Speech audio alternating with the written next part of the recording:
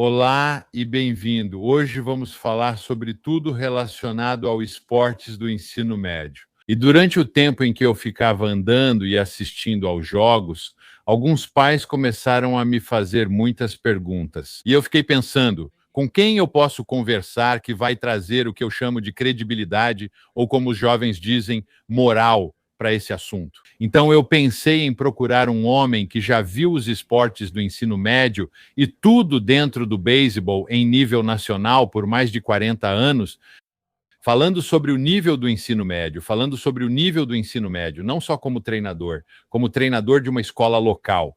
Ele já vivenciou isso em torneios estaduais e participou desses eventos. Ele já presenciou isso como olheiro das grandes ligas e avaliador de talentos da seleção dos Estados Unidos. Então eu pensei em conversar com um homem que ama duas coisas que eu amo, café preto e beisebol, o técnico Bruce Chaffin. E Butch, estou a mil agora. Obrigado por conversar comigo esta noite. Estou animado para falar sobre beisebol com você.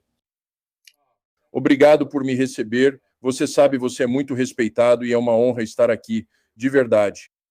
Bem, eu não acho que estou no seu nível, senhor, mas quero dizer que sou realmente grato por você tirar um tempo para se juntar a nós, porque acho que muitos pais não entendem de verdade.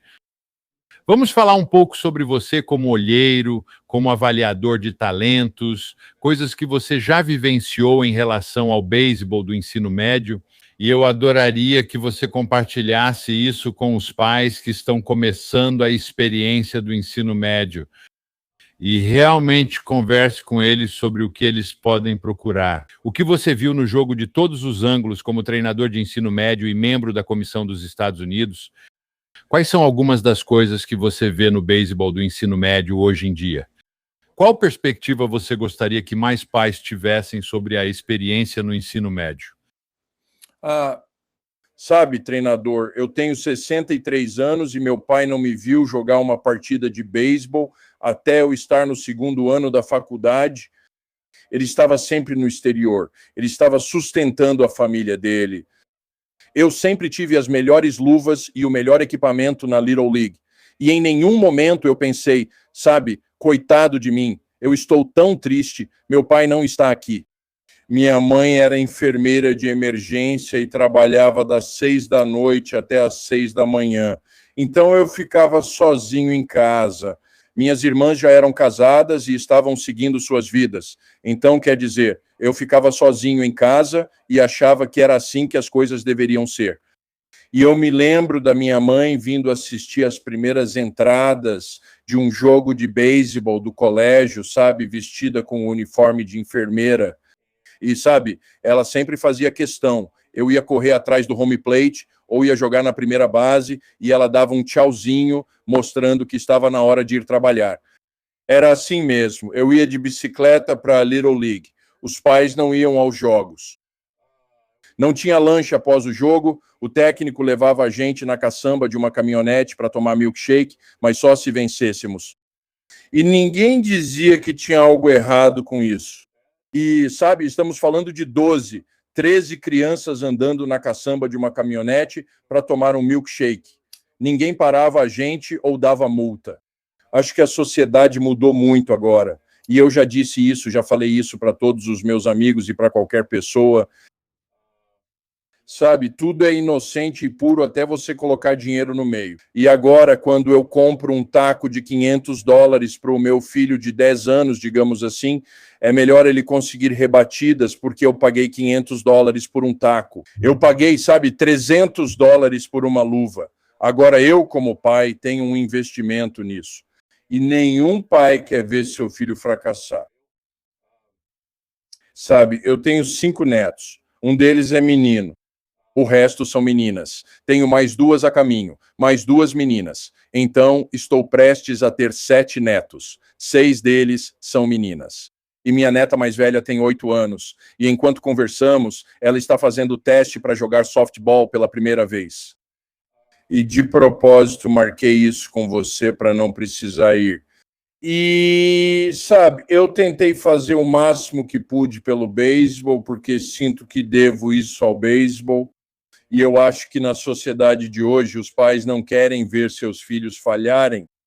e há um investimento envolvido. E muitas vezes eles tentam interferir, e eu nunca conheci um treinador. Quero saber se você já conheceu algum treinador que quisesse ver seu próprio time perder. Sabe, eu nunca vi isso. Muitas vezes eu sei que, por uma grande parte da minha vida, toda a minha identidade estava ligada ao número de jogos que eu vencia. E eu acho que os pais de hoje em dia, eles amam tanto seus filhos que não querem que eles fracassem. E o fracasso faz parte do jogo. Sabe, se eles não querem que seus filhos fracassem, eles precisam escolher outro esporte. E a questão é que seu filho pode jogar muito bem e outros 8 garotos podem jogar muito mal e vocês vão perder. E você tem que encarar essa identidade. Então, eu acho que o que está acontecendo é que houve um afastamento da ideia de equipe, onde eu chegava em casa e minha mãe, sabe, quando eu acordava de manhã, ela perguntava: como foi o time? Vocês ganharam?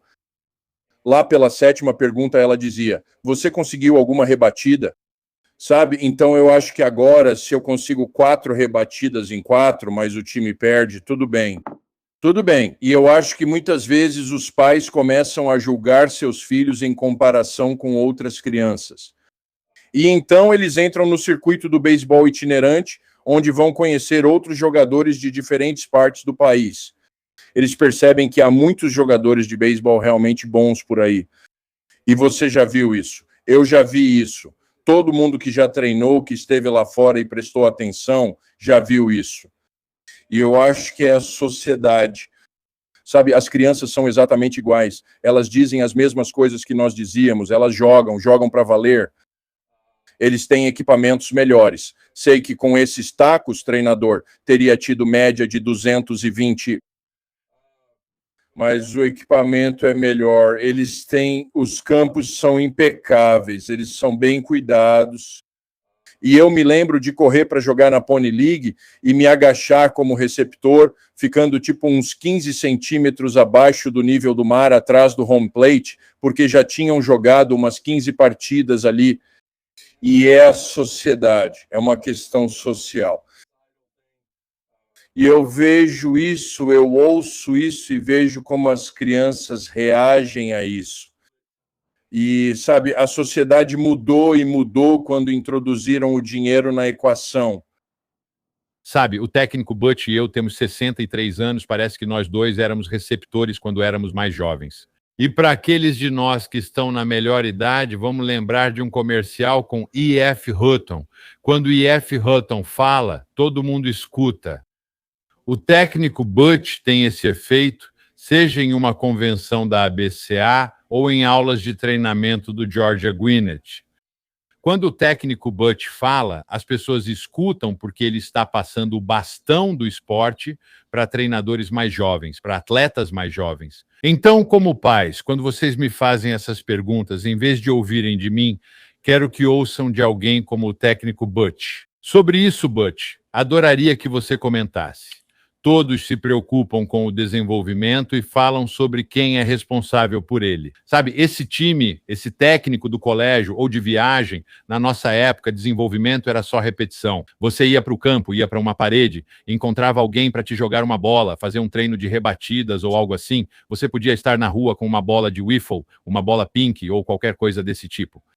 Fale um pouco sobre o papel do desenvolvimento ou da responsabilidade como atleta, como jovem atleta, de realmente trabalhar nas suas habilidades além dos limites de uma aula ou de um treino. Não deixe a responsabilidade só para um adulto como um instrutor ou treinador. Você pode comentar sobre como notar a diferença entre atletas que desenvolvem habilidades de verdade e os que só dependem de instrução, aparelhos ou gurus? Ótima pergunta, ótimo tema. Eu acho que, em primeiro lugar, como jogador, você precisa ser obcecado por qualquer oportunidade que você tenha. E, sabe, nós não fazíamos aulas quando eu estava crescendo, mas, como eu disse, tenho 63 anos e ainda consigo pegar a bola tão bem quanto qualquer um, porque eu usei aquela parede. Eu usava a porta da garagem e criava do mesmo jeito, sabe? Do mesmo jeito que você fez. eu criava situações e tinha que fazer jogadas duplas, quicando a bola perfeitamente em uma árvore para que ela voltasse para mim, e fazia isso milhares e milhares de vezes. E eu acho que na sociedade de hoje, a identidade dos jogadores é baseada em como eles se saem, quando, na verdade, eles deveriam, fazer da preparação a identidade deles, como eles se preparam, em quais habilidades eles estão trabalhando. Eu me lembro, Walter, eu aprendi a rebater uma bola rápida com as crianças do bairro. A gente pegava um taco de madeira de 28 polegadas e ficava de frente para a parede dos fundos de alguém, uma parede de tijolos. E com a bola de tênis, o cara ficava só a uns 6 metros de distância, jogando o mais forte que conseguia. E você tinha que acertar o tempo. Você tinha que acertar o tempo para sobreviver no bairro. E você não queria ser o último a ser escolhido. E, a gente estava aprendendo a jogar e nem percebia que estava jogando só pela diversão. No verão, todos acordavam, pegavam as bicicletas e iam para a casa de um garoto com um quintal lateral grande, e a gente jogava wiffle ball e depois ia tomar Kool-Aid, coisas assim, mas a gente estava sempre fazendo alguma coisa. E eu me lembro do meu maior orgulho, tirando meus filhos, meu maior orgulho é que eu fui capitão. Eu fui capitão no ensino médio, eu fui capitão em uma faculdade de 2 anos. A faculdade júnior acabou com o beisebol, então eu tive que ir para uma nova faculdade de 2 anos. E lá eu também fui capitão. Eu fui capitão. Fui capitão todos os anos porque minha mãe sempre dizia: seja o melhor companheiro de equipe que eles já viram. Quando não jogava, eu distribuía água para quem saía do campo, pois sabia que minha chance chegaria. Então eu queria ser um bom companheiro de equipe. E eu nunca vou esquecer meu treinador universitário, meu treinador do Walter State, numa faculdade comunitária. O nome dele era Bill Gardner e ele chegou a AAA com o Red Sox. E ele me chamou e disse: ei, você foi escolhido como capitão. Você foi escolhido como o capitão deste time. E eu fiquei tipo, ok. Porque, quero dizer, eu sempre fui o capitão. E ele disse, eu sou treinador há muito tempo e você é a primeira escolha unânime que já vi. Todo mundo no time votou em você para capitão. E eu disse, uau, isso abriu meus olhos. Eu agradeci, sem saber por quê. Ele disse que era pelo meu nível de dedicação fora do comum. Seus colegas notam que você se importa com eles. E eu disse, bom, treinador, é assim que fui criado. E ele disse, não, nós vamos conquistar grandes coisas porque você é o capitão deste time. Então, desde que ele falou isso, essa ideia de se importar ficou comigo. E eu levei isso para a minha preparação. Eu sempre fui treinador, eu sempre fui tipo o 24º homem em um elenco de 25 jogadores. E quando fui para Walter State, entrei como catcher e primeira base. E o nosso catcher, que já estava lá, era um All-American, liderava o país em RBIs. E o nosso primeira base, ele chegou até a AAA e liderou o país em home runs. E o treinador me chamou e disse, ei, cara, temos 2 All-Americans, mas eu gosto de você e você é o nosso capitão. Eu preciso descobrir como te colocar nos jogos. Você já arremessou alguma vez? Treinador, eu nunca tinha lançado antes. Ele me fez arremessador submarino, como Dan Quisenberry e Kent Tekulve. Ainda detém o recorde das faculdades juniores do Tennessee, com 56 jogos em um ano. E eu lancei uma bola rápida. Eu lancei um arremesso que meio que afundou e consegui uma dupla eliminação. Mas tudo isso fazia parte de eu ser um bom companheiro de equipe. O que muitos esquecem é que, sendo um bom companheiro, dedicado e presente, os treinadores sempre acham um jeito de te colocar para jogar. Se você fica emburrado no canto, eles pensam, não preciso dele, vou puni-lo. O jogo percebe, acredito que ele tem alma de verdade. O jogo percebe quando você é gentil, valoriza e respeita ele. E então ele me transformou em um arremessador de alívio submarino. Eu entrava, fazia um arremesso, conseguia dupla eliminação com bola rasteira, saía, calçava os tênis e voltava ao bullpen para aquecer o closer. Às vezes ele me deixava ser receptor em um jogo e ter chances de rebater. mas eu realmente acho que o jogo estava me recompensando por saber que eu queria ser treinador. Então agora eu já tinha jogado como receptor, já tinha jogado na primeira e na terceira base. Eu já tinha jogado no campo externo, no ensino médio, no ensino fundamental. Eu era um jogador das posições centrais do campo interno. Então agora eu sou arremessador e sei que vou ser treinador. Então agora eu não sou treinador de arremessadores, não sou treinador de receptores, não sou treinador de rebatedores. Posso treinar qualquer posição. E eu não me gabo disso. Eu joguei e tenho amigos que me ensinaram sobre isso. E eu aprendi sobre isso. Então eu acho engraçado quando um garoto diz, eu só jogo como interbases. Eu digo, não, pode jogar em qualquer posição. Vai jogar na primeira base. Ah, não quero, não sei como. Ué, por que não? Sabe, torne-se valioso. Então eu diria, seja obcecado pela oportunidade. Faça da preparação a sua identidade. Sabe, você quer que todo mundo diga, caramba, cara, Walter, esse cara trabalha mais do que qualquer um que temos. Esse cara merece jogar.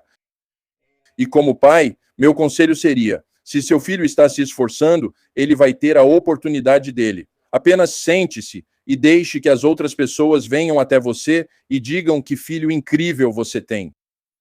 Vou validar esse ponto. Conversei hoje com um técnico da SEC sobre um arremessador e ele não mencionou a habilidade de arremesso do estudante atleta. Ele disse apenas que o garoto está envolvido em cada jogo, é o companheiro mais solidário e meu líder. Preciso que ele faça isso ainda mais e ensine os outros. Então, para validar a resposta do técnico Butch. Agora, Butch, quero conversar com você sobre um assunto que todo pai com quem eu converso me pergunta. E é sobre o relacionamento entre os técnicos de times de viagem e os técnicos de escolas de ensino médio. E eu chamo isso de interferência, que também preenche muitas lacunas. Temos técnico de time de viagem, de escola, técnico ou instrutor de arremesso, instrutor ou guru de rebatida, enfim, várias pessoas envolvidas nessa interferência toda. Se você é um técnico tentando explicar para um pai, você pode simplificar, sabe? Como deve ser o relacionamento entre o técnico da escola e o técnico do time de viagem ou o instrutor independente? Tem tanta gente puxando esses jovens atletas para todos os lados. O que é certo, o que eles deveriam estar fazendo, o que não deveriam estar fazendo, quem eles deveriam ouvir. Você pode simplificar isso? Com seus 40 anos como técnico de escola, fale um pouco sobre como você abordaria seus atletas em relação ao mundo dos times de viagem, aos instrutores de rebatida, aos instrutores de arremesso, etc. Eu sempre fui a favor disso. E o que eu não entendia, às vezes, era que os caras tinham treinadores de rebatida. E eu sou um treinador de rebatida muito bom. E o que eu ensino não é nada maluco e funciona, porque já trabalhei com rebatedores muito bons que me deixaram ajudá-los e eles são abertos a novas ideias. Quando era treinador de ensino médio, eu recebia isso de braços abertos, pois queria que meus garotos ouvissem outros caras e depois pensassem, caramba, o treinador sabe do que fala. E eu queria que outros pais participassem dessas aulas. Assim eles pensariam, por que estamos pagando por isso se podemos ter isso em casa? E como treinador de ensino médio, você sabe, existe essa disputa entre o time de viagem e o time da escola. E eu fui treinador de ensino médio por muito tempo. Quero dizer, literalmente por muito tempo. E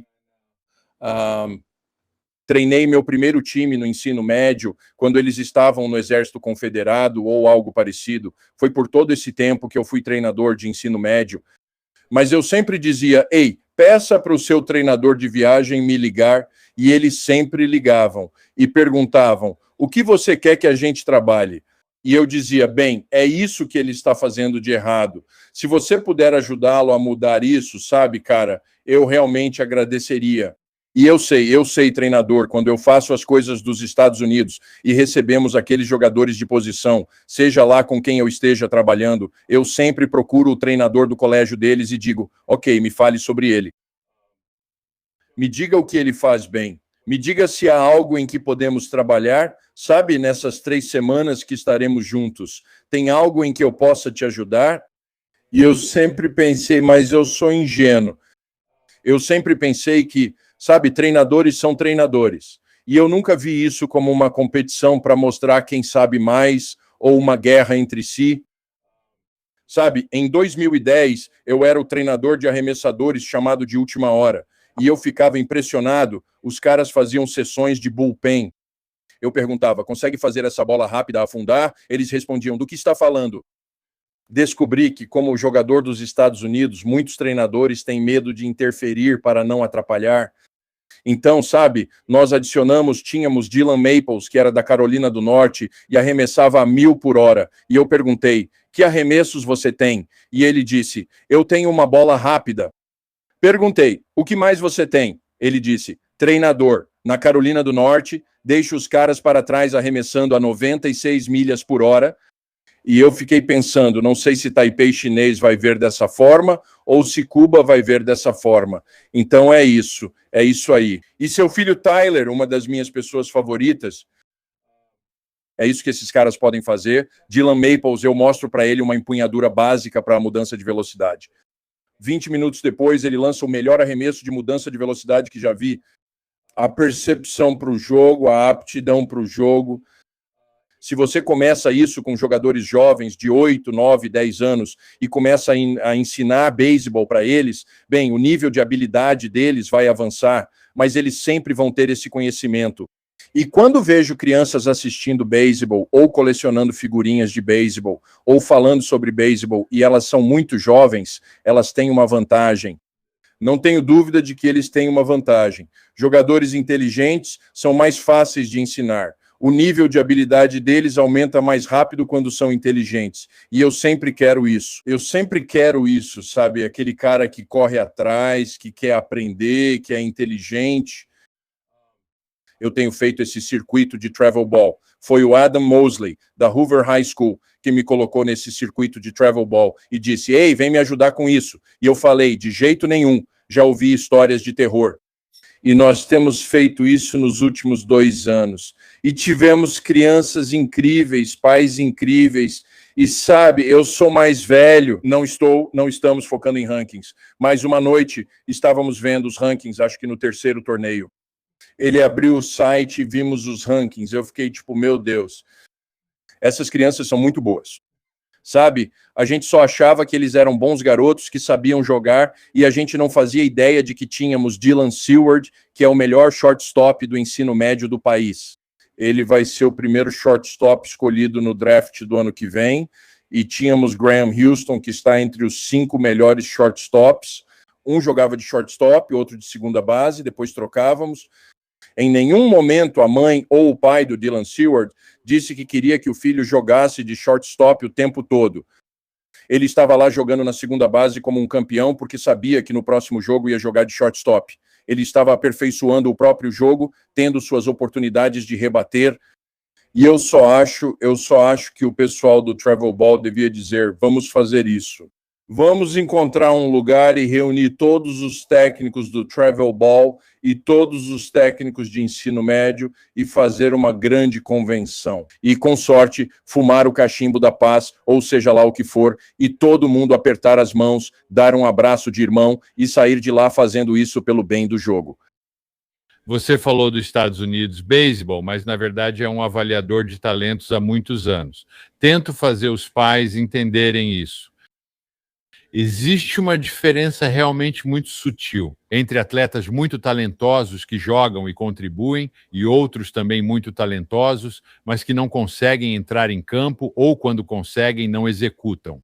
Então, você pode dar aos pais e aos atletas estudantes, especialmente no ensino médio, alguns diferenciais que você procura além da média de rebatidas ou da velocidade do arremesso, que serão diferenciais importantes para os atletas que desejam seguir além do ensino médio e talvez jogar em uma faculdade de 2 anos, na faculdade ou até profissionalmente. Claro, algumas coisas, algumas mesmo. Primeiro, me dói o coração quando vejo um garoto do ensino médio que só está preocupado em jogar na faculdade. O garoto da faculdade só se preocupa com o draft. Sabe, e você já ouviu isso 1 milhão de vezes, e todo mundo na América já disse, esteja presente onde você está. E eu acredito muito nisso, e sabe, esteja neste momento agora, e sabe, havia um cara há muito tempo, o nome dele era Viktor Frankl, e, sabe, ele escreveu um livro chamado Em Busca de Sentido. e é um dos 10 melhores livros de todos os tempos. E o Dr. Frankl, ele falou sobre, sabe, ele esteve em um campo de concentração, e ele falou que o pensamento em sua família, em sua esposa, o mantinha firme, mas ele via pessoas morrendo ao seu redor, porque não tinham nada pelo que viver. E eu sei disso. Eu sei que quando eu era criança, minha mãe sabia que meu pai viajava muito para fora do país. Então, eu precisava, acho que um dia, e não quero dizer nada de ruim com isso, mas acho que um dia ela me viu brincando com as Barbies da minha irmã e pensou, esse garoto precisa de uma referência masculina na vida. Ela passou a me inscrever em todos os esportes e assim comecei a praticá-los. Lembro de vestir meu uniforme da Liga Infantil, ir ao parque, chover, o jogo ser cancelado e eu chorar por isso. E eu voltava para casa, dormia de uniforme e no dia seguinte ia ao quintal ver se a grama estava molhada. Será que hoje a gente pode jogar? Mas eu acho que, sabe, você tem que aproveitar onde você está agora. Eu acho outra coisa. Acho que jogadores medianos se preparam para ir bem no exercício. Tipo, eles se preparam para ir bem no exercício. O pai lança bolas e eles rebatem a 75 metros fora de um campo de beisebol infantil. Sabe, isso não é a vida real. O que eu vi ao longo dos anos, treinador, nesse negócio dos Estados Unidos, é que jogadores medianos se preparam para ganhar o exercício e saem felizes porque venceram o exercício. Enquanto os jogadores de elite, eles se preparam para vencer os adversários. Sabe, eu garanto que o Tyler, ele sabe que quando ele arremessa nas grandes ligas, ele sabe que 9 rebatedores vão rebater. Ele quer saber quem são esses 9. Ele quer saber quem vai rebater em terceiro para eles hoje à noite. Como tive sucesso contra esse cara, jogadores de elite se preparam para vencer os outros. Eles estão se preparando para executar coisas no jogo que ajudam eles a vencer os outros. Eu sei disso. Eu acho que beisebol é uma das coisas mais legais já inventadas. E é assim que eu sei que existe um Deus, porque ele inventou o beisebol. E ele colocou pequenas coisas no beisebol que são muito legais. Um arremesso, bola rasteira, 2 eliminados com um arremesso só. Jogadas duplas são um presente de Deus. E a gente treinava elas todo dia. Eu sei que, quando fui técnico no ensino médio, no Tennessee, fazíamos mais jogadas duplas todo ano do que qualquer outro time, porque treinávamos isso muito. Meus jogadores até cansavam disso, era uma estação na sala de musculação.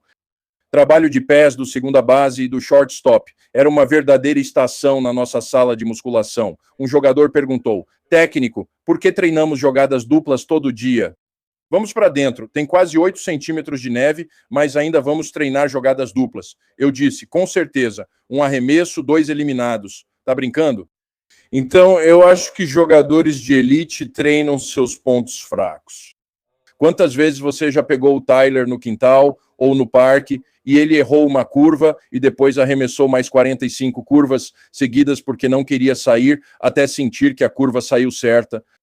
E, sabe, eu acho que jogadores de elite se preparam para vencer os adversários e executar bem no jogo. Jogadores medianos só tentam vencer o exercício e acham que já conseguiram algo.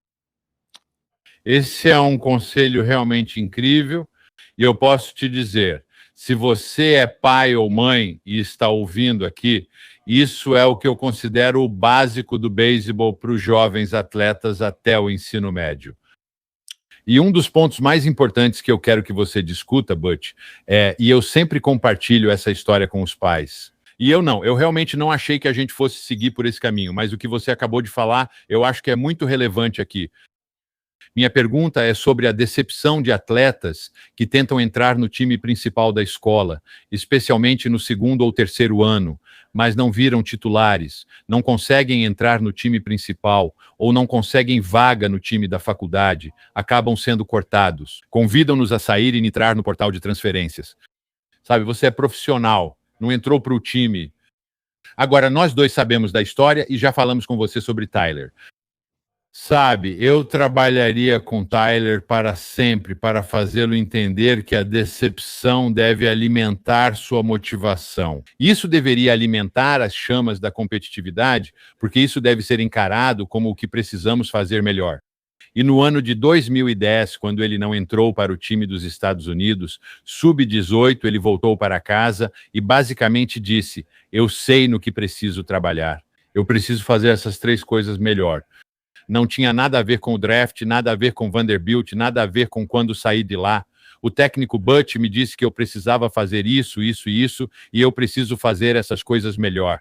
Com 17 anos, ele voltou para casa e trabalhou nisso. Agora, eu gostaria que você compartilhasse, na sua opinião, como os pais devem lidar com a decepção. Ou seja, quando seus filhos, ou A, têm um jogo ruim, ou B, são cortados. Sabe, eles chegam em casa, jogam os livros na mesa. Fui cortado hoje. O treinador fulano é péssimo, ou algo assim.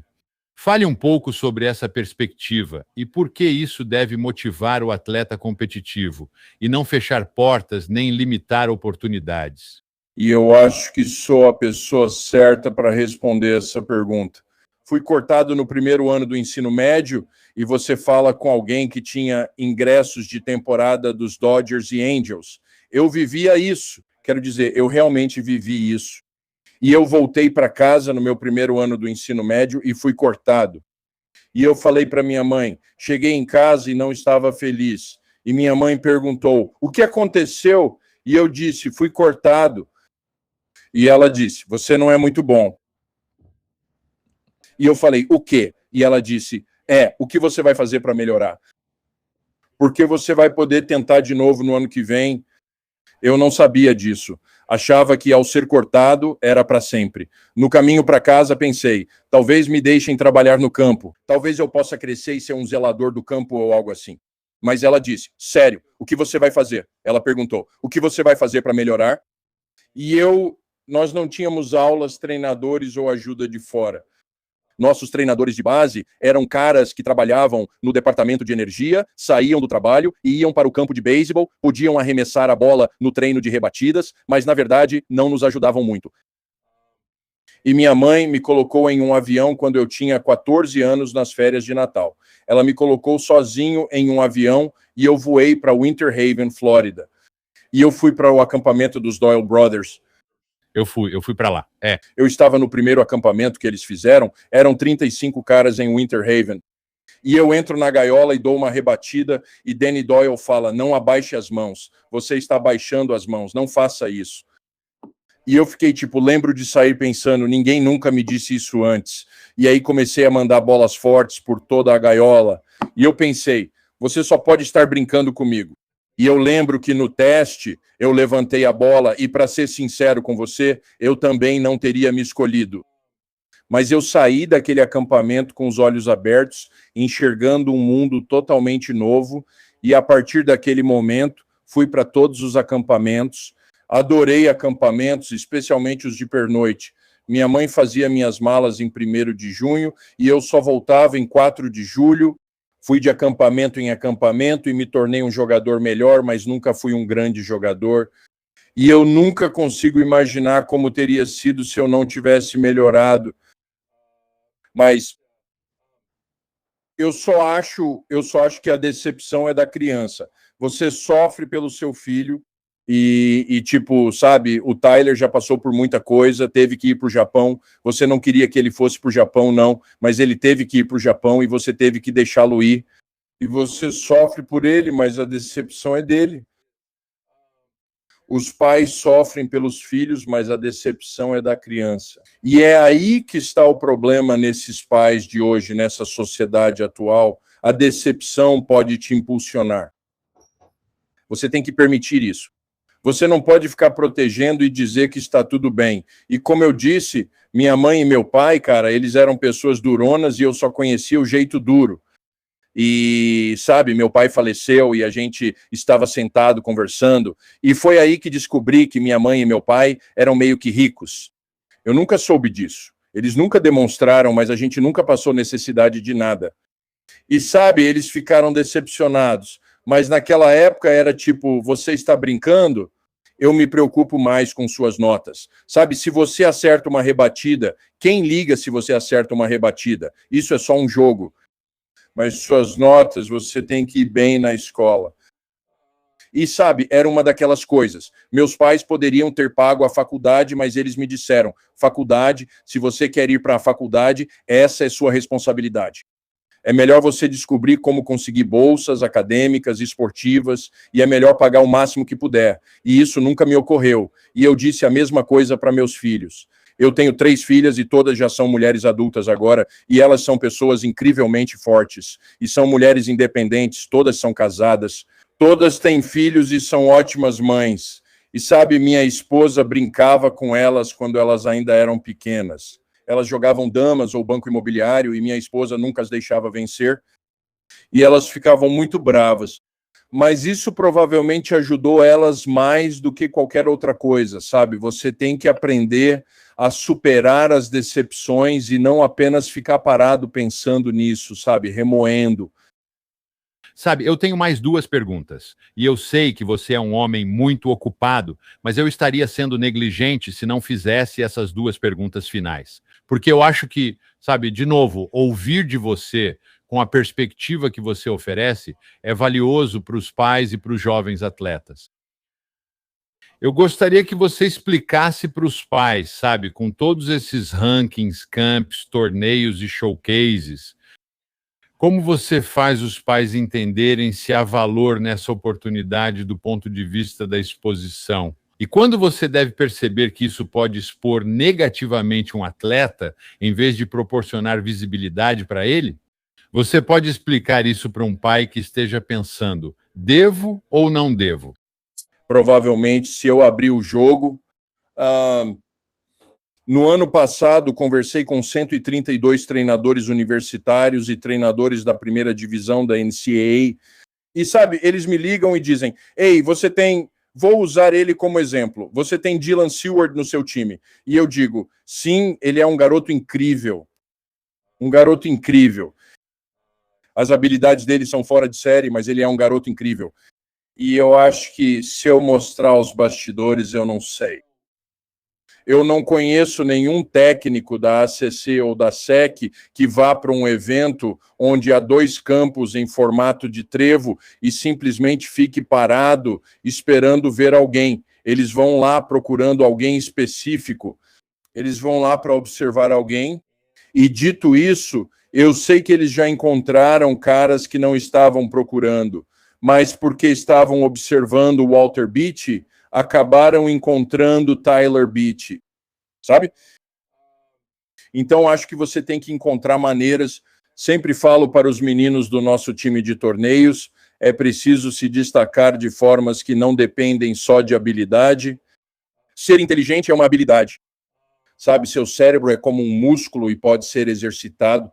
E eu estava perto de um treinador no ano passado, bem ao lado dele, e estávamos conversando sobre os jogadores, e ele disse: sabe, tem um garoto, eu gosto muito desse garoto. E eu perguntei: por que você gosta dele?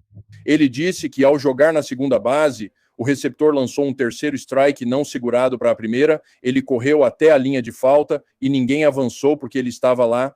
Se ele não estivesse lá, 2 corridas teriam sido marcadas.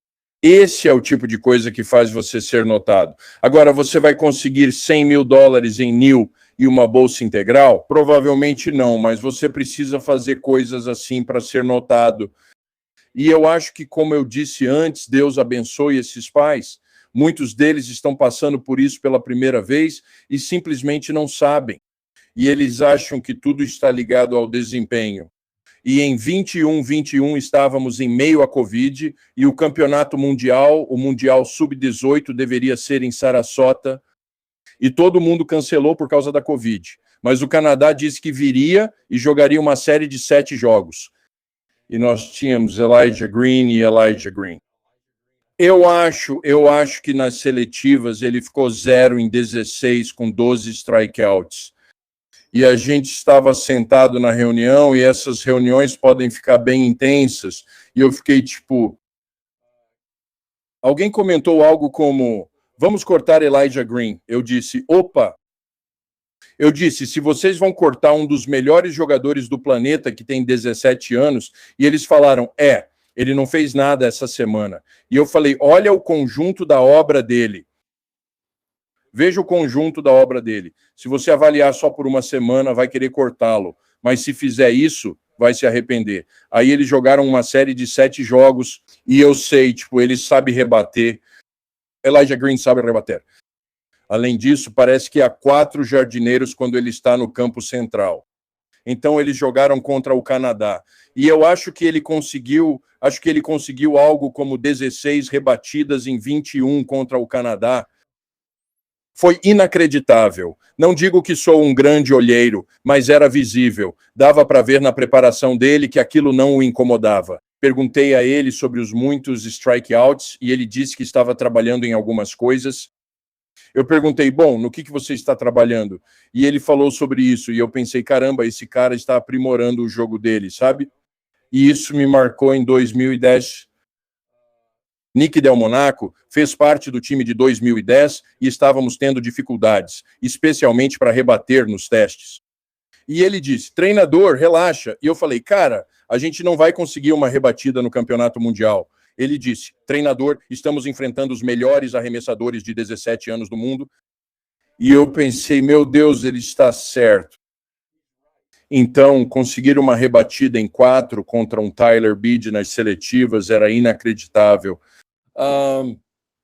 Acho que os pais focam tanto no desempenho dos filhos que esquecem que, por exemplo, um garoto de 14 anos pode estar enfrentando um de 12 que só joga a bola devagar. 4 de 4, isso não significa nada. Mas se o cara está mandando forte, você tem 14 anos e o cara está lançando a 140 km por hora e você consegue rebatidas. Isso é muito bom. Sabe, então eu não sei. Acho que os pais querem o melhor para seus filhos. E às vezes eles só precisam sentar, ser sinceros e tentar analisar as coisas de todos os ângulos. Ele está fazendo as coisas certas? Ele só não está no tempo certo? Será que ele vai acompanhar o ritmo? Um jogador perguntou, coach, como eles rebatem bolas a 99 milhas por hora nas grandes ligas? Eu respondi, eles veem isso todo dia, é normal para eles. Eles não têm medo de arremessos a 99 milhas por hora. Vocês, ao verem alguém aquecendo, perguntam, a que velocidade ele está arremessando? Sabe, então vocês vão se acostumar. Eles vão se acostumar. Sabe, uma das últimas perguntas que quero fazer, só para ter uma perspectiva, é que eu tento explicar para os pais que um dia o seu filho atleta vai jogar sua última partida. Sou sortudo de, aos 33 anos, ainda assistir meu filho jogar. Mas em algum momento, né, o jogo vai acabar, seja no ensino médio, seja na faculdade, talvez até um pouco no profissional. Qual é a lição que os pais devem esperar que o beisebol ensine ao seu filho atleta e por que eles devem valorizar esse tempo de poder assistir seus filhos competindo como atletas? E qual você acha que é a lição que os pais devem levar do beisebol em relação ao seu filho atleta? Sabe, essa é uma pergunta muito boa. Fui técnico de beisebol por muito tempo e assistente de futebol americano no ensino médio por 8 anos. Sempre diziam que o futebol ensina lições de vida. Não tenho nada contra o futebol, adoro o esporte.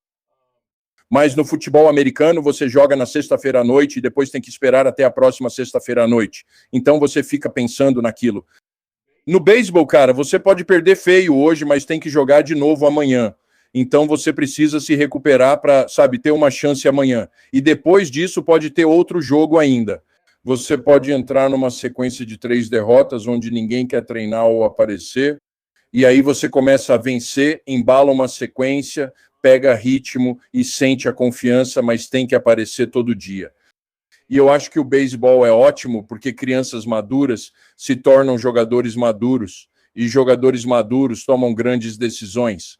E quando eles param de jogar, eles se tornam pessoas maduras. E sabe, eu quero que meu médico seja um homem maduro, quero que ele tenha conhecimento, quero que ele seja inteligente, quero que quem cozinha minha comida no McDonald's seja assim. Se for um jovem de 17 anos, quero que seja maduro. Assim ele organiza tudo certinho e quando abro, não está tudo espalhado. Acho que o beisebol ensina maturidade, se você permitir. Aprendi isso com minha avó. Você não conhece pessoas, você as coleciona, sabe? E todo mundo que eu encontro, e não estou dizendo que não tenho pessoas que não gostam de mim ou que tenho inimigos, mas não são muitos. E assim como você, sabe, eu te ganhei para a vida e te considero um amigo. E eu, sabe, se eu precisar de alguma coisa, posso te ligar. Se precisar de algo e nos encontrarmos a BCA, Certo, exatamente. uma vez por ano. E o que minha avó me ensinou foi a saber valorizar as pessoas. Ela era garçonete, depois ela teve seus próprios restaurantes. Então, ela era garçonete. E todo o sustento dela dependia de quão educada e de quão bom era o serviço. Então, ela batalhou muito. Com aqueles tênis Keds brancos, ela trabalhava duro tentando ganhar dinheiro. Nesse processo, todos na cidade a conheciam por ser a melhor garçonete. E eu acho que se você sabe valorizar as pessoas, eu insisto. Eu insisto que aquelas crianças dos Estados Unidos, quando estão descendo do ônibus, agradeçam ao motorista, sabe? E aquele cara, ele trabalha como motorista e nós o tornamos parte da equipe. Eu dou um boné para ele, ele ajuda a descarregar o equipamento. Ele está torcendo por nós porque nós o valorizamos. E em restaurantes, sabe, em hotéis, eu digo, ei, se vocês tiverem uns trocados quando forem fazer o check-out, deixem um dinheiro para a camareira. E eles ficam tipo, o quê? Ninguém nunca nos falou isso. Eu disse, sim, ela trabalha duro e limpa a nossa bagunça. Sempre tento dar gorjeta às camareiras e ser um apreciador profissional para conquistar as pessoas. É isso que sei, Walter. Uma das melhores pessoas para quem eu contei isso foi para esse jogador, que é o shortstop do New York Mets. E eu disse isso para esse jogador há muito tempo e falei, sempre haja como se estivesse se divertindo. Sorria bastante, pois quem sorri muito conquista os torcedores. Se eles gostam de você, ganhará muito dinheiro jogando beisebol. Se os torcedores não gostam, vão vaiar e te mandar embora. Se os torcedores te amam e você é o favorito da torcida, pode ganhar muito e ter carreira longa assim. E se você é um apreciador profissional e está cativando pessoas e encara de forma madura a maneira como se prepara e você trabalha a sua fraqueza. Você sabe, você vai encontrar sucesso além do jogo de beisebol, porque você não pode cativar pessoas e ser um apreciador profissional. Quando está no jogo, você se transforma em outra pessoa. É assim que faz. E eu sempre, cara, se a gente jogasse um contra o outro e seu time me derrotasse feio, eu sempre quis que meu time viesse me ver apertar sua mão e te desejar sorte. Obrigado por jogar contra a gente hoje. Seu time é excelente. E eu queria que meu time visse e ouvisse isso, porque eu queria que eles tivessem esse tipo de respeito pela oportunidade de jogar. E o nosso jogo é tão incrível, me deu tanto e eu devo tanto a ele. Ele fez coisas comigo que eu não gostei, mas eu nunca me voltei contra ele. E isso seria a última coisa. Acredito que quem ama beisebol, ama mesmo quando ele não te trata bem. Quando ele te trata mal? Quando ele te maltrata, porque é um teste, ele quer ver o quanto você o ama. E sabe, eu amo o beisebol. E se eu nunca mais pudesse comandar um jogo ou fazer qualquer coisa, isso partiria meu coração. Mas eu sempre olharia para trás e diria, cara, eu pude ir a lugares, conhecer pessoas, conviver com pessoas e aprender esse grande jogo. Sabe, isso me ensinou tanto. Sabe, pais e atletas estudantes, Butch Shefflin é um homem que vocês precisam, se ele estiver falando ou se vocês o encontrarem, seja na ABCA ou em um evento da equipe dos Estados Unidos. Esse homem exemplifica tudo o que há de bom e saudável no esporte do beisebol e na vida. Poucos não sorriem conversando ou falando sobre Butch. Faça esse favor a si mesmo e garanto que os pais verão isso. Vou colocar na descrição abaixo. Butch Baseball 29. Esse é o perfil no X, que antes era conhecido como Twitter. Mais uma vez, quando ele falar, preste atenção e ouça. E Butch, quero te agradecer. Obrigado por tudo que você já fez, sabe, pela minha família, pelo esporte do beisebol. Eu, sinceramente, considero você um embaixador do esporte e sou profundamente grato por tudo. E as palavras que você disse aqui hoje são inestimáveis e uma grande fonte de orientação para os pais. Muito obrigado por tirar um tempo da sua agenda tão ocupada. Não, eu que agradeço. E agradeço por isso. E eu sou igual a você. Meu pior pesadelo é eu falecer e não deixar minhas digitais por toda parte. Então eu estou tentando deixar minhas digitais, e estou tentando fazer isso com pressa, porque nunca se sabe. Mas eu sei disso. Eu sei que quando eu partir deste mundo, posso ficar feliz com quem conheci e com o que fiz através do beisebol. E você não faz ideia do quanto isso significa para mim estar conversando com você e por você me permitir falar. Eu agradeço muito. Bem, você não faz ideia do quanto eu sou grato. E eu sei que os pais também são. Eu realmente, de verdade, existem pouquíssimos embaixadores do esporte. E quando eu uso essa palavra, não é à toa. Quando eu era criança, eu ouvia Tommy Lasorda, técnico Dato, técnico Frazier. Ainda temos o técnico Burtman conosco. Eu considero você, Butch, da mesma idade que eu, mas ao te ouvir falar e agir, seja uma apresentação sobre rebatidas ou qualquer coisa relacionada ao ensino dos nossos jovens dentro do esporte, eu escuto porque eu aprendo, e eu nunca paro de aprender, e eu sei que você nunca para de aprender. Pais, eu recomendo fortemente para vocês. Butch Baseball 29 vai ser o melhor perfil para seguir nas redes sociais que você vai encontrar dentro do beisebol. Butch, muito obrigado e tenha um ótimo verão no beisebol. Muito obrigado.